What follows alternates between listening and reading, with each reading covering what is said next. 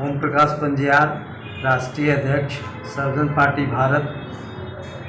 मैं UGC act जो है वो एक्चुअली जो है सो यूनिवर्सिटी ग्रांट कमीशन का एक्ट है, समझे ना। यूनिवर्सिटी में जो धांधली चल रही है, यूनिवर्सिटी में जो एससी, एसटी और ओबीसी का जो जोड़ा गया है मामला जो है, उससे जो है सो बहुत लोग जो है सो ये फॉरवर्ड लोग जो है उच्च जाति के ब्राह्मण जो लोग हैं वो इसका विरोध कर रहे हैं। विरोध ये नहीं होना चाहिए। विरोध क्या है, इसमें जो है सो जो बात आ रही है वो स्पष्ट है कि एससी और एसटी के साथ साथ जो सो ओबीसी को भी जो समानता का अधिकार मिलना चाहिए।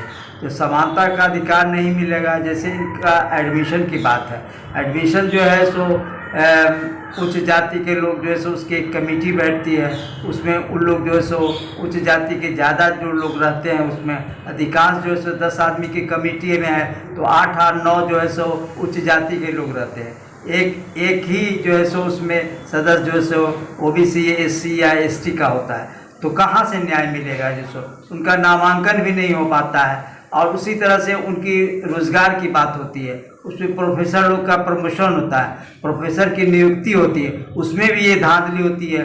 उच्च जाति के वो में देखा जाता है यूनिवर्सिटी में ये जितनी भी सरकारी जो है सो केंद्रीय विद्यालय है उसमें करीब करीब जो है सो 90% जो है सो उच्च जाति के लोग हैं, जबकि हमारा 27% जो सो ओबीसी का आरक्षण है, 15% जो है सो एसटी का है। वो सब जो सो ये सब को लेना चाहिए, वो रिक्ति जो है उस पर जो सो बहाली होनी चाहिए।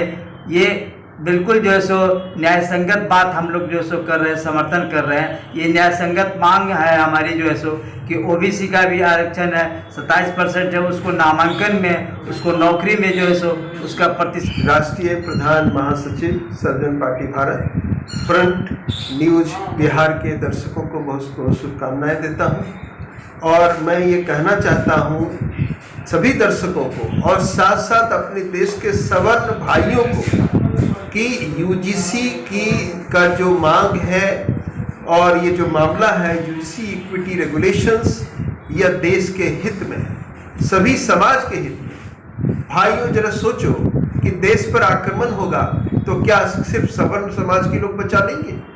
देश के सभी लोगों का योगदान होगा देश को बचाने में, देश की प्रॉस्पेरिटी में, आगे बढ़ाने में सभी जाति धर्म के लोगों का योगदान होगा। इसीलिए देश के हित में, सभी इसकी उन्नति के हित में, इसकी रक्षा को ध्यान में रखते हुए भी आप लोगों को जो बहुजन समाज के लोग हैं, ओबीसी समाज के लोग हैं, इसके हित में लाया गया है यूजीसी इक्विटी रेगुलेशंस। इसको आप भी समर्थन कीजिए। और सुप्रीम कोर्ट को भी, जो एक सुप्रीम कोर्ट का जज ऐसे मामले में फैसला दे देता है उसको नहीं देना चाहिए, लार्जर बेंच गठित करना चाहिए। कम से कम 11 जजों का पैनल हो और उसमें 6-7 जज सुप्रीम कोर्ट के जो जज हैं ओबीसी, एससी, एसटी से हो, तभी जाकर के सबकी बात को सुना जा सकेगा, सब पर सही ढंग से इस पर विचार विमर्श होकर सही निर्णय आएगा।